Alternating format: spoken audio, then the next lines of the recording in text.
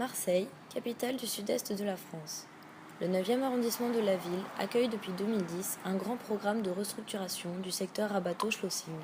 Celui-ci se fait autour de 3 dynamiques urbaines majeures: l'extension du centre-ville vers le sud-est de Marseille, la reconversion économique de la vallée de l'Uvonne et l'émergence d'un écoquartier autour du stade Vélodrome, constitué de bureaux, de résidences, d'hôtels et à terme d'un nouveau centre commercial. Le projet Les Rives de l'Uvonne, livré en 2016 par l'agence Bouillot-Donadieu, se situe au sein de ce nouveau quartier, au numéro 51 du boulevard Schlossing. La construction de ce boulevard débute en 1926. Il commence à l'intersection entre le boulevard Rabato et l'avenue Jules Cantini. À l'époque, il n'est pas bien long et s'arrête là où commence le terrain militaire de Montfuron.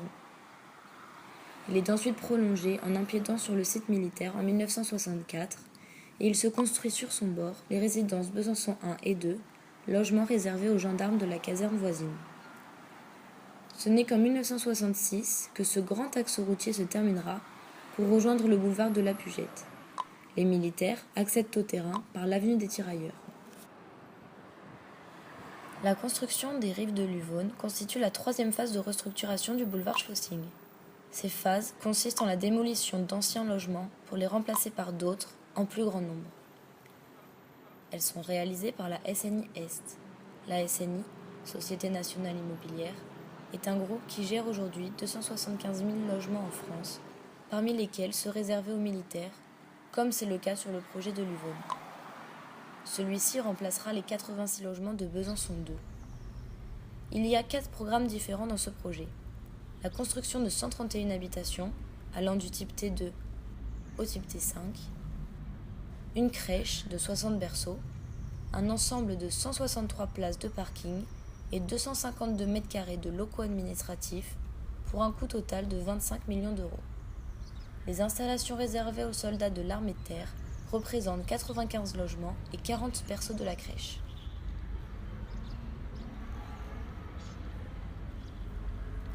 Le concours lancé en 2011 sera remporté par l'agence Bouillot-Donadieu. Il possède 2 agences à Paris et Marseille, fondées en 2002 par Éric Bouillot et Thierry Donadieu. Ils sont associés et travaillent avec une dizaine de collaborateurs. Ils sont connus pour la construction de nombreux logements collectifs à Nantes, Lille ou Évry par exemple. On a plutôt une écriture contemporaine, mais on est vraiment sans a priori. Il doit y avoir un fil conducteur, mais d'écriture, d'esthétique, mais uniquement. Tous les projets sont différents parce qu'on intervient dans des endroits différents. On a des thématiques qui sont plutôt liées à l'usage des logements, qu'on retrouve tout le temps. Des grands espaces, des grands espaces extérieurs, une organisation des logements simple, qu'on puisse tous se projeter à vivre dedans, quoi. Rien ne sort d'ici si on n'est pas capable d'y habiter. Pour les Rives de l'Uvonne, ils décident d'organiser leurs bâtiments en différents blocs bordant les limites du site et allant de A à E. Ils s'articulent en U autour d'un îlot central qui, lui, dessert les différentes habitations.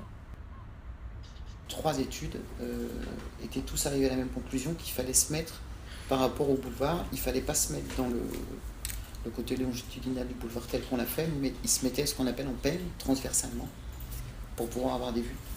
Nous, on a considéré que ce n'était pas la bonne idée, que la bonne idée, c'était de se mettre parallèle au boulevard pour pouvoir garder le cœur d'îlot. Donc c'est ça qui a fondé le projet. L'idée du projet, elle est là.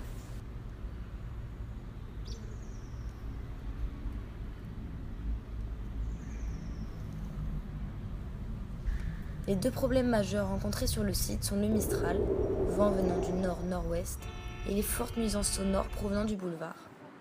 En réponse, les architectes se servent des bâtiments pour protéger les terrasses et le jardin central du vent avec des tours s'articulant sur 8 étages. Pour se protéger du bruit, une façade tampon en béton teinté recouvre toute la partie du bâtiment qui longe la route et joue le rôle d'un bouclier acoustique.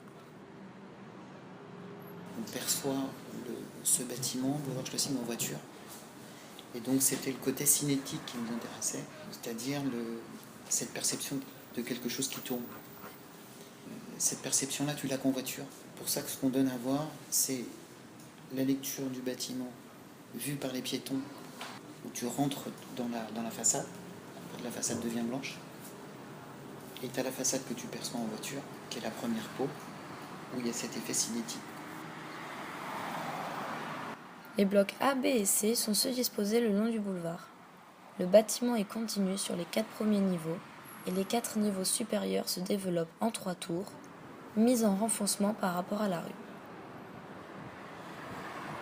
Ce décalage est exigé par la ville de Marseille pour garder une hauteur de bâtiment homogène sur le boulevard. Les logements sont répartis en 3 cages d'escalier présentes au pied des 3 tours et qui desservent à la fois l'îlot et le boulevard. Ces blocs contiennent également le parking qui s'articule sur 3 niveaux au -1, rez-de-chaussée et premier étage. Ils conservent la même implantation que les bâtiments ABC pour permettre de ne pas creuser sous l'îlot qui reste de ce fait en pleine terre. Le parking a la particularité d'être surélevé de par la présence d'eau en sous-sol qui empêche de creuser.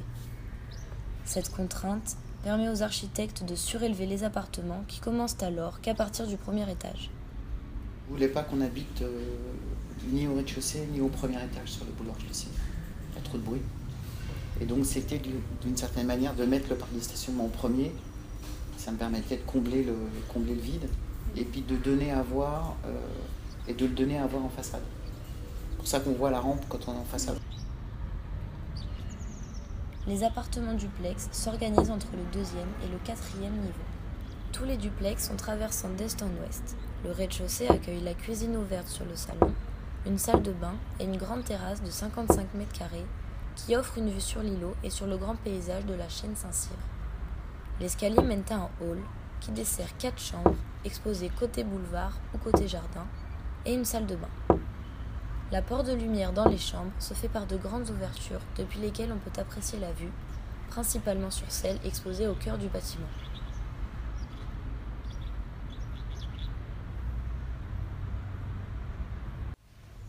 Les niveaux 5 à 8 accueillent des logements organisés en angle. Ils possèdent tous une double orientation et une vue de qualité sur l'îlot. Les architectes mettent en place, entre la façade et l'entrée des duplex au 2e étage, des coursives végétalisées qui éloignent une fois de plus les logements du bruit de la ville. À l'étage du dessus, les coursives se réduisent et deviennent des sortes de passerelles où l'accès est privé à chaque habitant.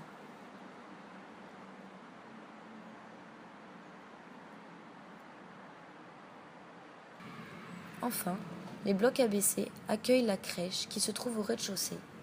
Elle est entourée de parkings, ce qui permet de l'isoler des habitations pour éviter les trop fortes nuisances sonores dues aux jeunes enfants. Le bloc D est placé à la perpendiculaire des blocs précédents et longe ainsi l'avenue des Tirailleurs. Il est surélevé à 2 endroits pour permettre 2 entrées en pente douce vers le jardin.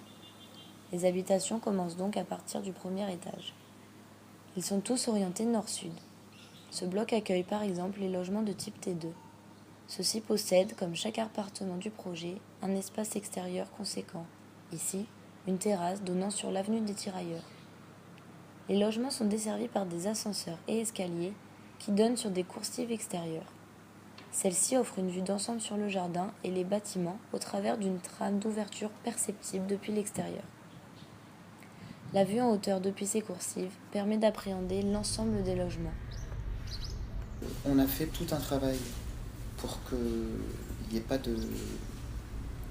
toitures terrasses ne soient pas encombrées par de la technique, des tuyaux, etc.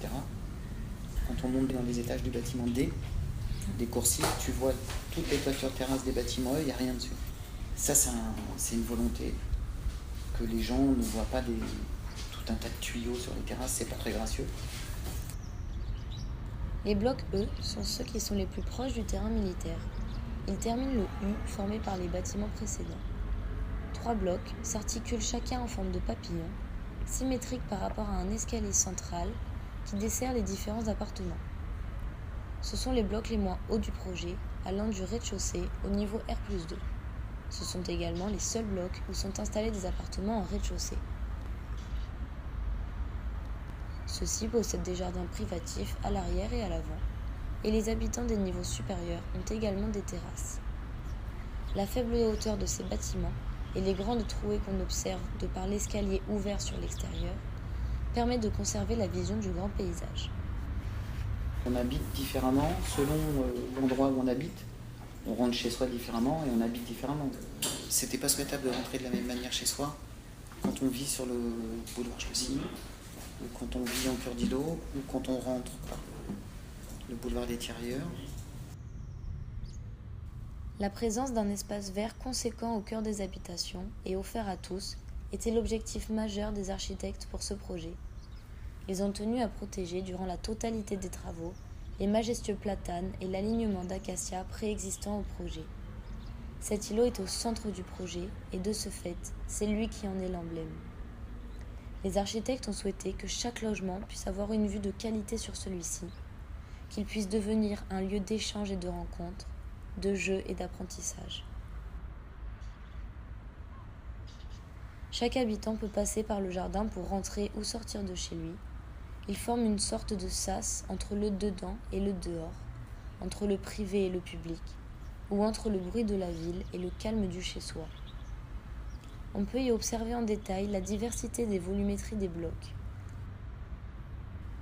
L'îlot est agrémenté de bancs en béton et le terrain est légèrement en décaissé afin de gérer la rétention des eaux de pluie en cas d'orage.